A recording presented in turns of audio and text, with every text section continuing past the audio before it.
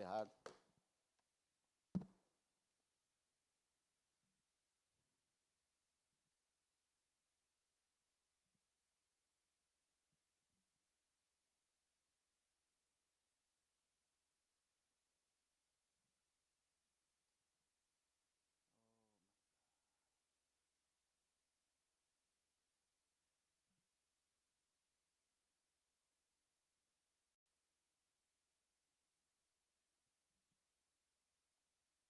Trouxeram uma Bíblia de papel, meus amigos? A de celular também vale. Quero pedir para você já abrir aí a sua Bíblia em Tito. Tito. Carta de Paulo a Tito.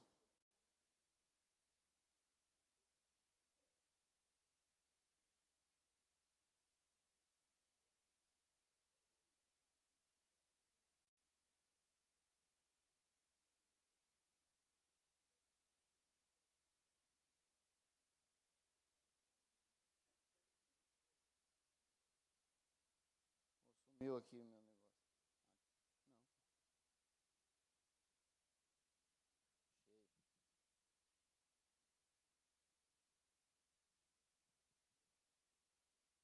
Tito 2. Essa palavra, esse texto, né, é um texto que eu amo muito. Eu já até ministrei sobre ele há um tempo atrás, acho no final do ano passado.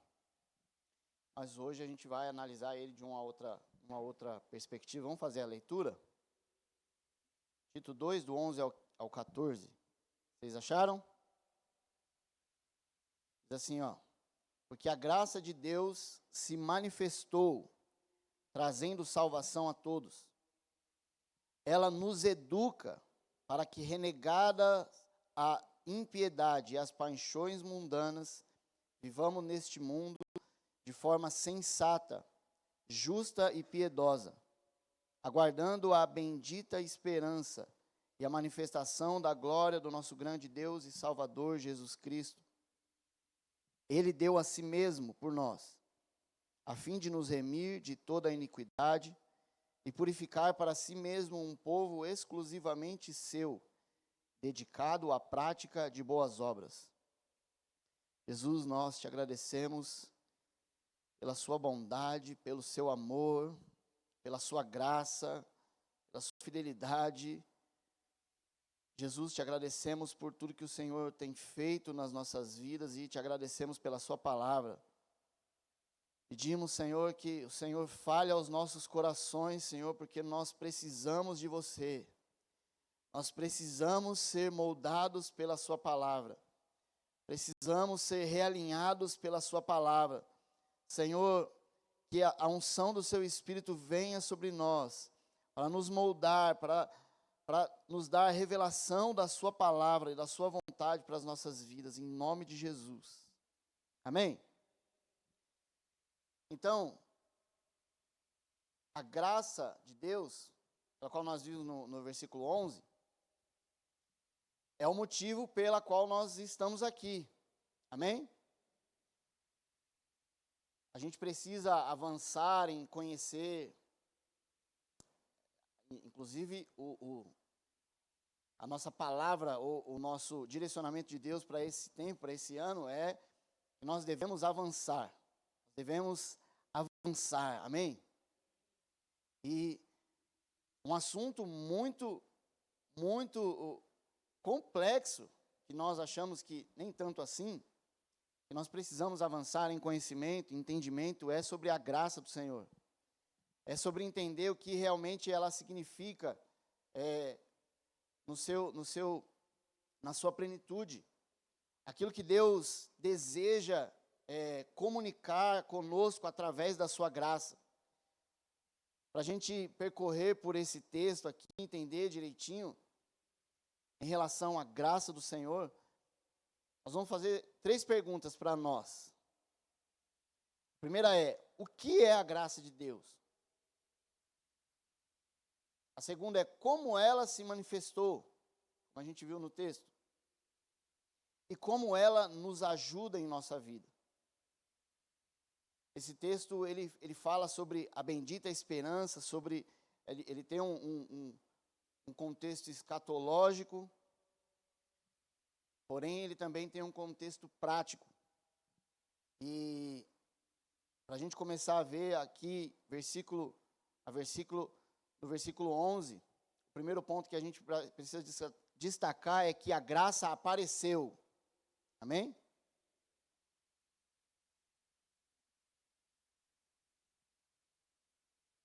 A graça apareceu. Versículo 11 diz assim, ó: porque a graça de Deus se manifestou, trazendo salvação a todos. Aí na sua Bíblia está se manifestou? Quem tem uma tradução diferente? Ninguém? O manifestou aí, ele tem um sentido original no grego, é o verbo parúzia, ou epifania. Esses verbos, na verdade são três: parúzia, epifania, parúzia e apocalipse. Eles têm o sentido de mostrar a aparição de Jesus na sua glória, na sua segunda vinda. Amém? Mas, mais especificamente, na sua segunda vinda, são os dois últimos termos que eu disse: parúzia e apocalipse. Esse manifestou aqui, ele vem com o epifania, que é a aparição de Jesus aí na sua primeira vinda, ou antes da sua primeira vinda. E quando a Bíblia diz que a graça de Deus se manifestou, trazendo salvação a todos, nós podemos entender que a graça de Deus apareceu a todos. Em Jesus, o nascimento do Deus, num corpo de um bebê, gerado pelo Espírito Santo em uma virgem. A graça de Deus apareceu no nascimento de Jesus. E ela trouxe salvação a todos. Nesse caso, essa declaração é um momento importantíssimo da história, onde nós temos o costume de entender que a graça de Deus, ela é o favor imerecido, né? O favor de Deus que nós não merecíamos. E a gente entende isso, agradece isso, mas isso é muito mais além. Entendam que isso era algo que precisaria acontecer. Jesus, em João 12, 32, ele disse assim, ó: e eu, quando for levantado da terra, todos atrairei a mim. Ele estava se referindo à forma que ele iria morrer, né? Ele ia ser levantado da terra, na cruz, e aquele ato, aquela crucificação, aquele tipo de morte traria salvação a todos. Ele disse: esse momento eu vou atrair todos a mim. Esse favor imerecido, ele não é para um tipo de pessoas boas, ou um tipo de pessoas que escolhem a religião cristã evangélica. Essa salvação, essa atraição, a forma que Jesus disse: todos eu atrairei a mim, é todos no sentido literal. Todos, um segredo aqui, todos em grego significa todos. Aí o grego da Natália está em dia. Todos, todos, são todos. Nós não podemos entender ou achar que nós tivemos alguma participação nisso. De que Jesus, a graça de Deus se manifesta e traz salvação a todos. E você pode tentar completar essa frase de uma forma: a todos os que escolheram, a todos os que optaram por Ele. Uma coisa é, irmãos, que Jesus, ele não se deu por medida, ele se deu por inteiro, e a sua morte, o seu sacrifício, ofereceu salvação a todos. E não há nada que nós podemos fazer para merecer isso, para alcançar isso. um detalhe da graça de Deus que nós precisamos nos apegar e realmente entender que nós não merecíamos ser alcançados por Jesus. Nós não nem quisemos isso. Não é possível a gente querer Deus sem que Ele nos dê fé para isso. Isso é totalmente impossível. Eu sei que não é fácil contradizer uma geração que ouve os coachings,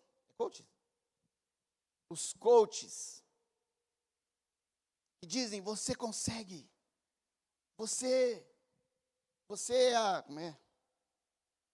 você é a melhor versão.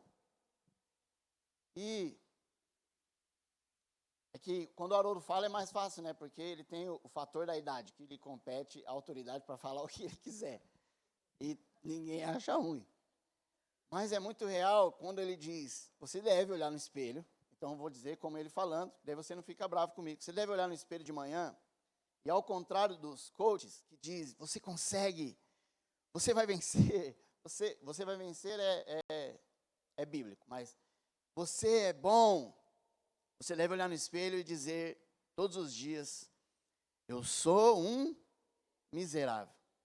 O Haroldo diz desgraçado. É mais forte, mas é aquele que está sem graça, é a realidade, né?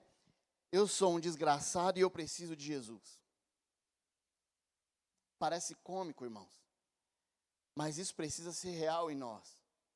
Porque basta você fazer uma coisa que é boa aos olhos das pessoas e você, eu, já achamos que nós somos, de fato, bons.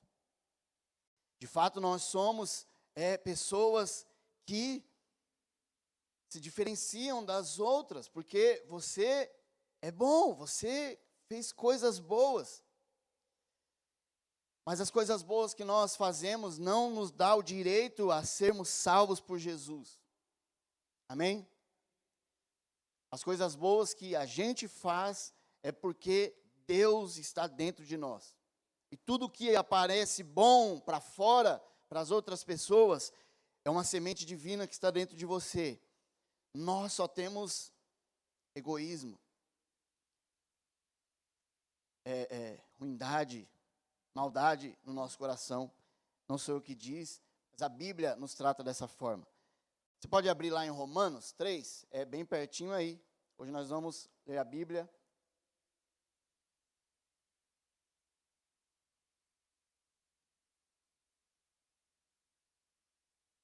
Romanos 3.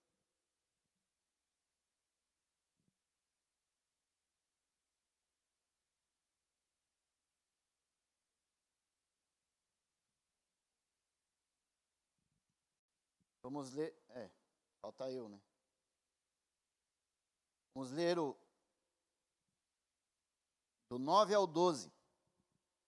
Diz assim, que se conclui? Temos nós alguma vantagem? Não, de forma nenhuma, pois já temos demonstrado que todos, tanto judeus como gregos, estão debaixo do pecado. Como está escrito, não há justo nenhum sequer. Não há quem entenda. Não há quem busque a Deus. Todos se desviaram e juntamente se tornaram inúteis. Não há quem faça o bem, não há nenhum sequer. Então, é a Bíblia que diz que todos, tanto judeus como gregos, que nós podemos dizer que são os gentios, ou todos aqueles que crêem no Senhor, que não são judeus, que não são de Israel, que não são da família judaica. Todos, tanto judeus como gregos, são pecadores, estão debaixo de pecado. Não sou eu quem diz, é a Bíblia. E nós precisamos começar a olhar para isso, para dar valor à graça que se manifestou, trazendo salvação a todos. Porque, de fato, irmãos, nós precisamos olhar para isso diariamente. Diariamente. Nós precisamos do Evangelho de Jesus mostrando a nossa incapacidade de fazer o bem e a nossa habilidade extrema de fazer o mal, mostrando que nós precisamos de Jesus.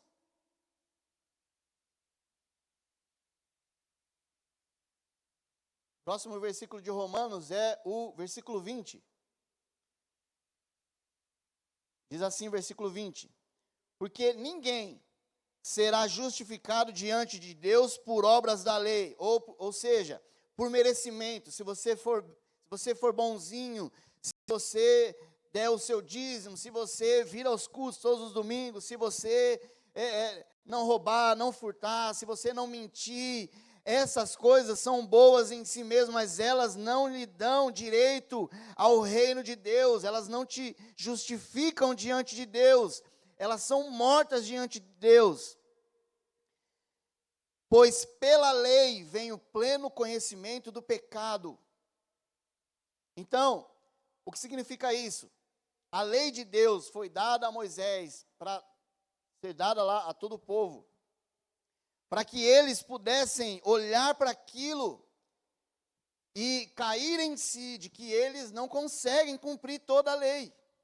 E a lei de Deus, ela precisa ser cumprida na sua totalidade, porque se você descumprir um item da lei, você descumpriu toda a lei.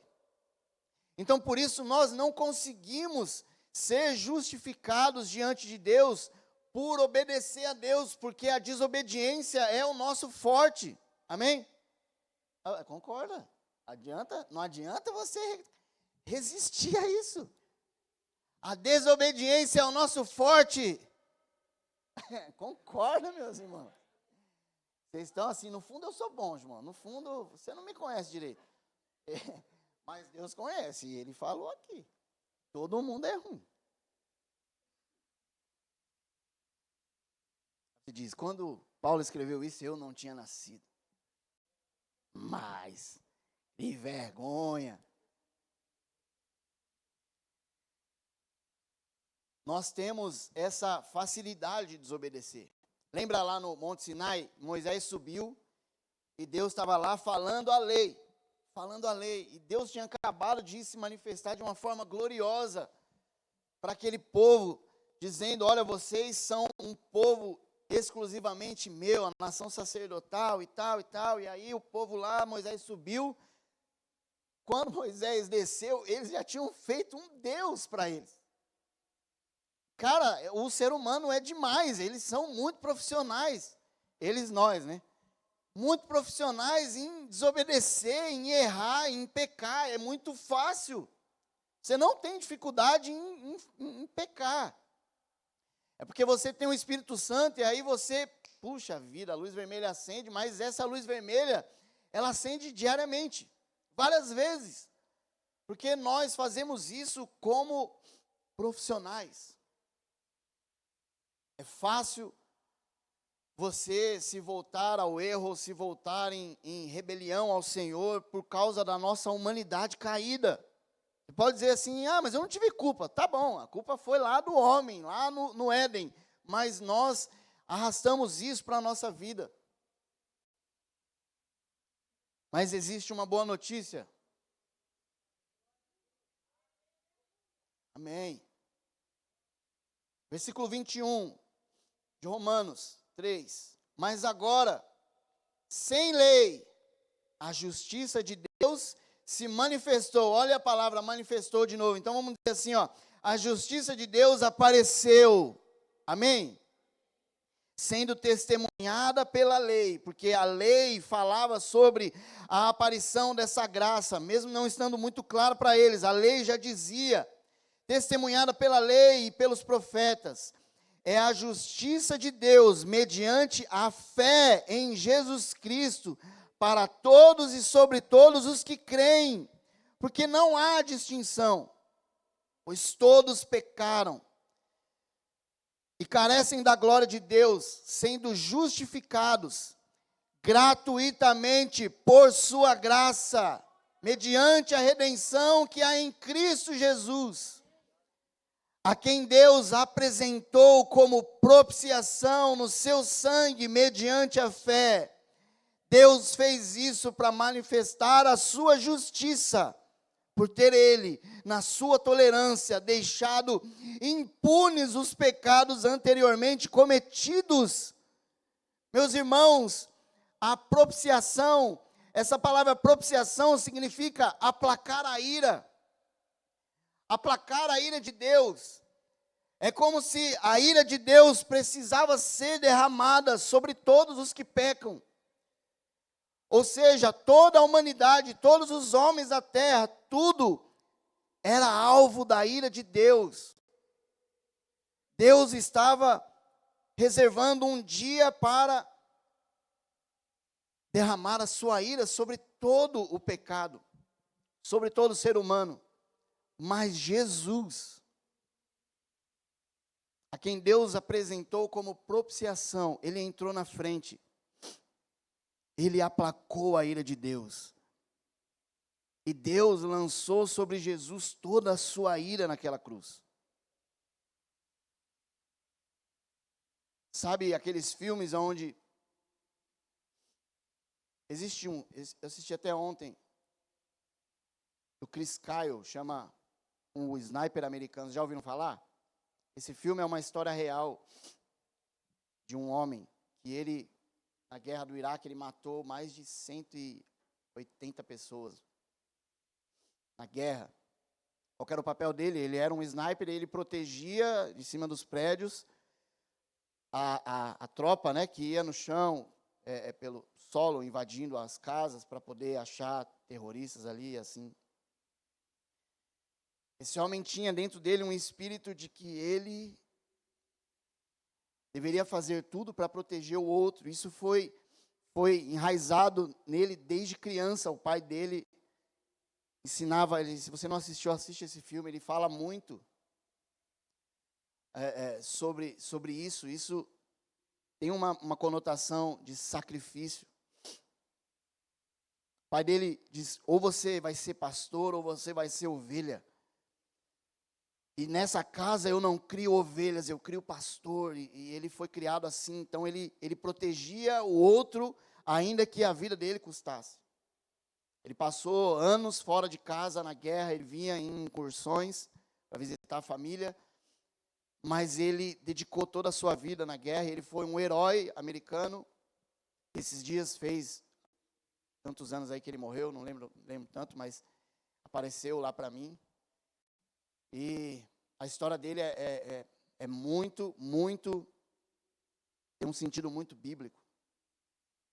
Ele queria entrar na frente das pessoas, embora ele não tenha morrido em batalha. Ele, depois que veio da guerra, ele começou a ajudar pessoas, a veteranos de guerra, caras que vieram da guerra e tinham problema psicológico e tal. Ele ajudava esses caras. E um dia, um cara que ele foi ajudar, eles saíram para pescar, alguma coisa assim, ou caçar, não me lembro. E esse cara matou ele. Sem qualquer motivo. E esse herói de guerra morreu nas mãos de alguém que ele queria ajudar. E Jesus fez isso com a gente. Jesus morreu para que a gente tivesse vida. Isso não pode ser normal para nós. De fato, isso não pode ser normal para nós. Nós precisamos entender o que é o cristianismo, o que é de fato esse sentido dessa graça que se manifestou. Ontem o Pedro me mandou um trecho de um livro, que eu até tenho esse livro, não sabia, sobre uma música. Lembra da música da Xuxa? Que é Lua de Cristal, né?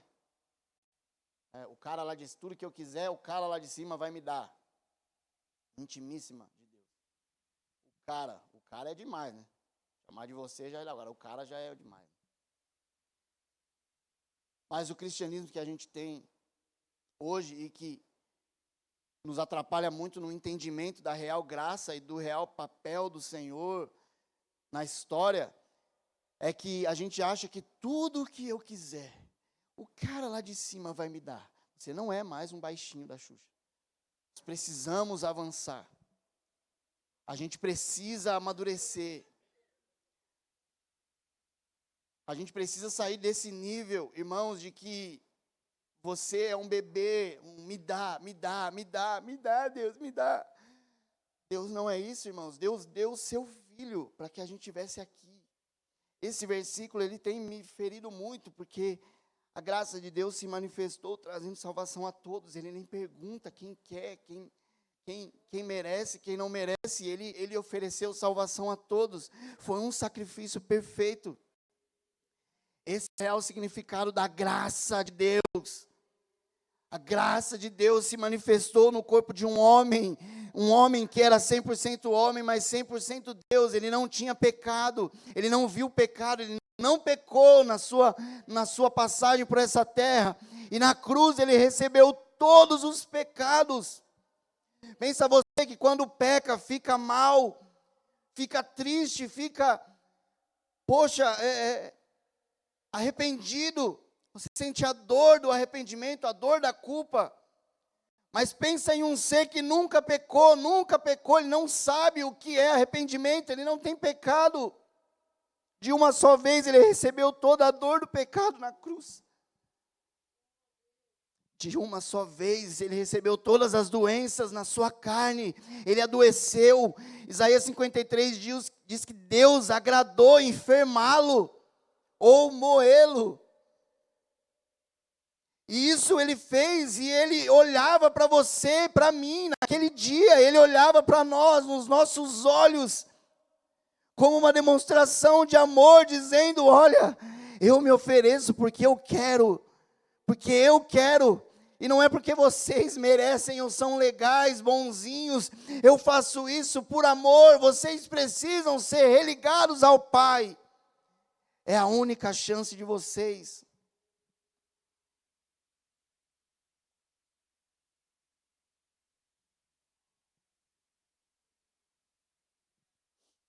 Oh, Jesus.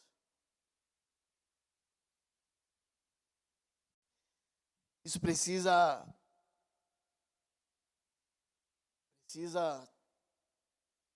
colocar em nós um grito de louvor ao Senhor. Paulo, em Romanos 11, quando ele está ali falando sobre o plano redentivo do Senhor em relação a Israel, em relação à igreja, ele começa a explicar ali sobre o plano de Deus, e tem uma hora que ele explode em louvor. Ele explode em adoração, ele diz: ó, profundidade da riqueza, tanto da sabedoria como do conhecimento de Deus. Quão inexplicáveis são os seus juízos e quão insondáveis os seus caminhos. Pois quem conheceu a mente do Senhor, ou quem foi o seu conselheiro, ou quem primeiro deu alguma coisa a Deus, para que isso lhe seja retribuído? Porque dele, por meio dele, para ele são todas as coisas. A ele seja a glória para sempre. Amém. Meus irmãos, nós precisamos resgatar o a profundidade da riqueza. Meu Deus, que amor é esse? Nós precisamos resgatar esse grito. Deus, ele é tremendo, não há possibilidade da gente entender porque Deus quis nos salvar. Olha a televisão, olha as notícias. As pessoas matam umas às outras.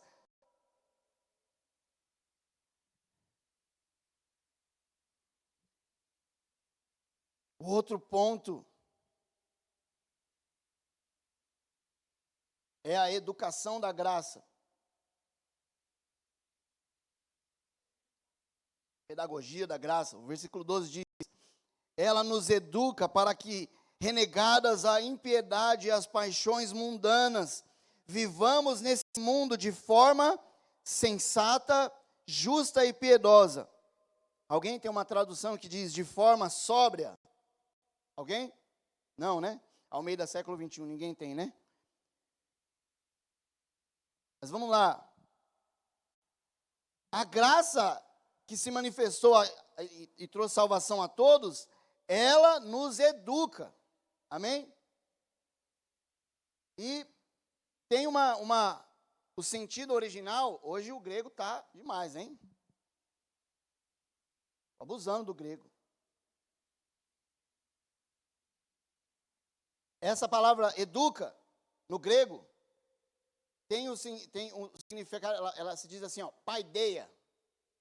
Paideia. E ela tem o sentido de trazer o desenvolvimento do caráter, habilidades, virtudes. É como se fosse ali um professor ensinando aos seus alunos, ensinando crianças a crescerem, sabe como o processo pedagógico das crianças, vai para a escola lá na primeira série e tal, e aí vai passando, e aí conforme vai amadurecendo, vai aumentando, e vai ficando mais difícil. A Joana, esses dias, disse, pai, não aguento mais a escola, ela está na 4ª série. Falta muito, filho, você vai ter que aguentar. Processo pedagógico do Senhor, agora ela faz muita lição, né? Ela fala, pai, minha mão está doendo, vai doer mais. E esse é um processo que Deus nos coloca para aprender com Ele também. Mas essa palavra educa, no grego, ela também tem um sentido de que, além de trazer o desenvolvimento educacional e preparativo para você crescer, amadurecer, ele também tem um sentido de açoitar, moldar através do açoite. Chicotada, sabe? E aí você pensa na educação dos filhos, aí na educação dos pais. Por exemplo, se o seu filho cresce sem limites, lembra que o seu filho ele tem a raiz de Adão dentro dele, você sabe disso, né? Seu filho não é bom. Nem o meu filho, não, nem o seu filho. Seu filho é mau. Tira um brinquedo do Caleb, que é bebezinho ali, você vê a cara que ele faz. Nossa, o Adão assim, ele... Domingo, o Abner estava pregando, ele passou aqui na frente assim, na frente do Abner. O Adão manifestando. Mas são todos. E quando essa criança, ela faz uma coisa ruim, ela desobedece, o que o pai tem que fazer? Ele tem que educar, ensinar, não é isso? É o processo normal. E se essa criança insiste em desobedecer, o que ele tem que fazer? Não? Oh, confirma, gente. Ó. Vara. Cara de pau. A Tati, vara aqui. Agora bata. Se nós pais não entendermos que as crianças precisam de correção, obviamente não necessariamente tem uns que são mais atentados que outros, né? Na conversa você consegue com uns, com outros tem que ser no pau mesmo, não tem o que fazer. Só aprende. E isso é muito relacionado a gente. A Bíblia diz isso. Se você não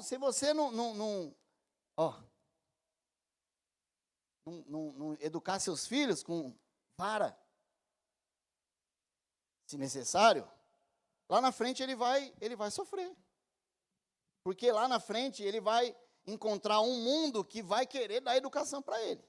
Seja no trânsito, seja no trabalho, na escola. Aí vai ter uma pessoa que vai falar, seu pai não bateu, mas eu não tenho dó de você não. E aí vai apanhar na rua, vai ser folgado. Quem já viu aqueles moleques folgados? Sabe? Não pode ser contrariado. Assim são as crianças e assim somos nós. No processo educacional da graça, a qual a graça nos expõe, é Deus nos chamando para perto dele, nos ensinando, e conforme a gente vai teimando em aprender, Deus vai nos açoitando com a sua graça. Nós vamos aprendendo por meio das dores, dificuldades, problemas, enfrentamentos que a vida nos expõe, que a graça nos expõe. Nós começamos a sentir isso. a sentir essa dificuldade, começamos a viver sofrimentos, e uma coisa que nós não gostamos e nós repudiamos é sofrer. Nós não queremos sofrer de jeito nenhum. Isso é muito ruim. Mas Jesus, ele nos dá essa maneira de nos educar por meio de sofrimento, porque ele foi o exemplo. Ele foi um exemplo. Você está com a Bíblia aberta aí em Tito? Quem está? Passa umas páginas para frente aí. Hebreus 5.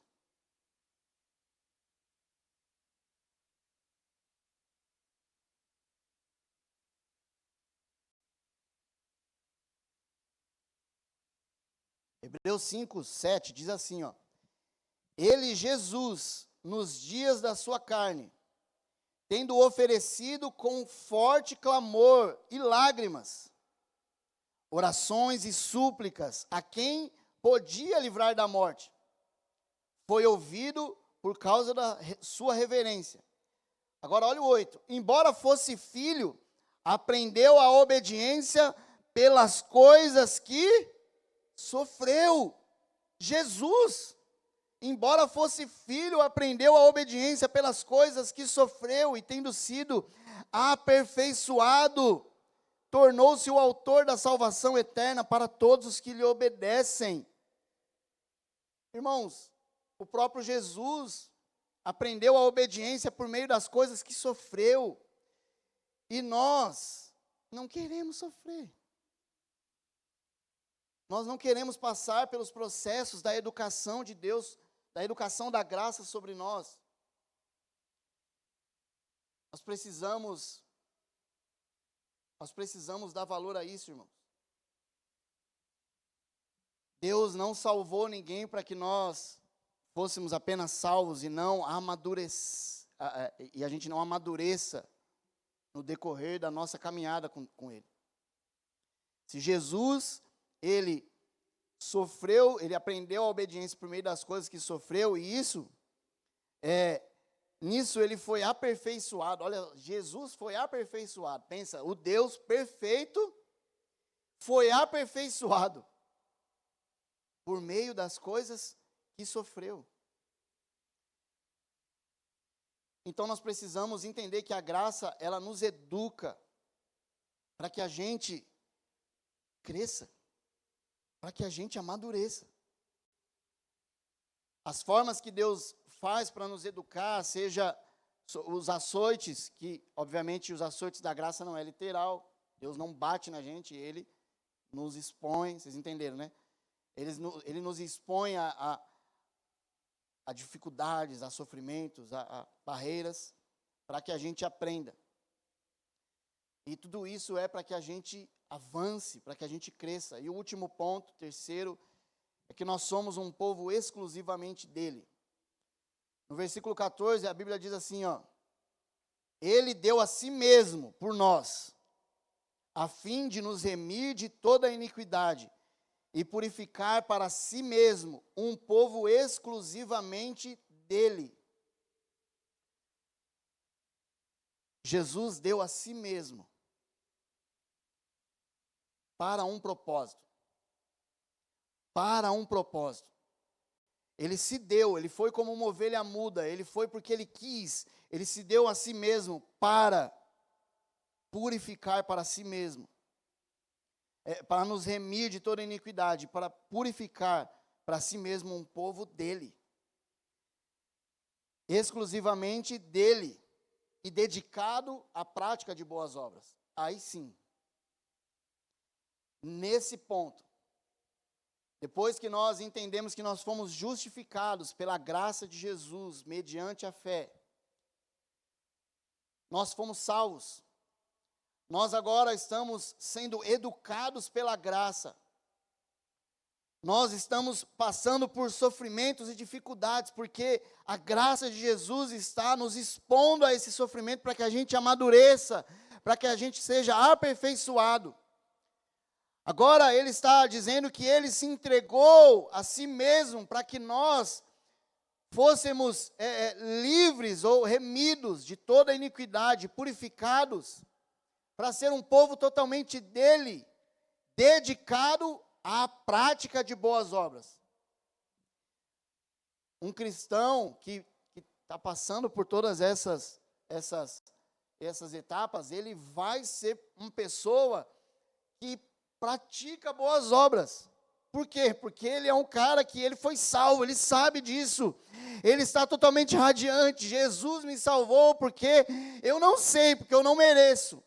Ele está comigo em todas as circunstâncias, em todo o tempo, ainda que eu esteja sofrendo, chorando, ainda que eu esteja desenganado, Ele está me aperfeiçoando por meio do sofrimento. E agora, eu preciso fazer com que essa vida com Jesus seja ali resumida por conta das boas obras que eu pratico.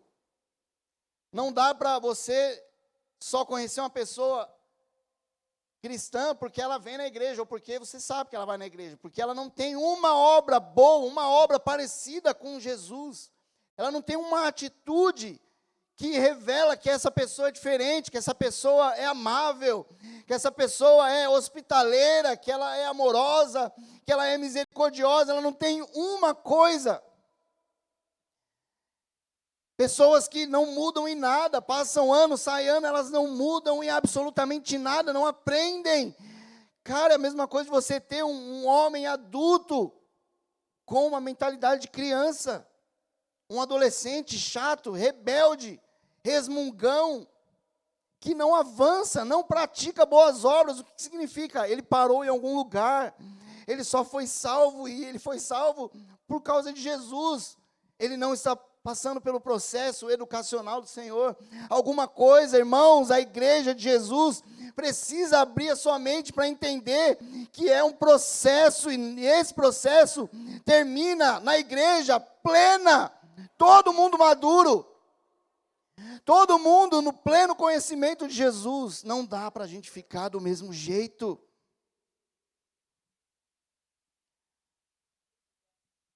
Pode se colocar em pé.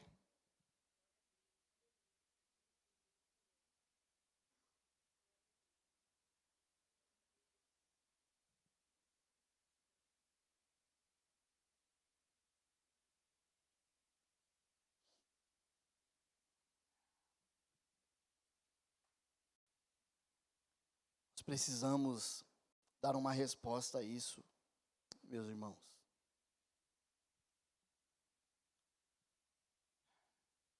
Nós tivemos uma reunião de oração, um dia desse aqui, Ministério ao Senhor, e o Senhor deu uma... E eu estava sendo muito confrontado por essa palavra, e o Senhor confirmou, através de uma palavra de conhecimento, a vida da irmã Josefa. Uma outra passagem, Deus estava chamando para o ensino, para a obediência. O ensino à obediência. E eu creio que o Senhor realmente está fazendo isso com a gente. Nós estamos no processo educacional da graça de Jesus. Nós estamos sendo aperfeiçoados por meio das dificuldades, sofrimentos. Nós precisamos dar uma resposta ao Senhor. Perca de tempo é a gente passar por problemas e dificuldades e não aprender nada com Ele. A Bíblia diz: seja feliz por passar por várias provações. Esse cara escreveu isso. Realmente ele teve um encontro com a graça de Deus. Foi o Pedro que falou isso. Sede muito feliz por passar por várias provações. Vamos responder a Jesus. Feche seus olhos.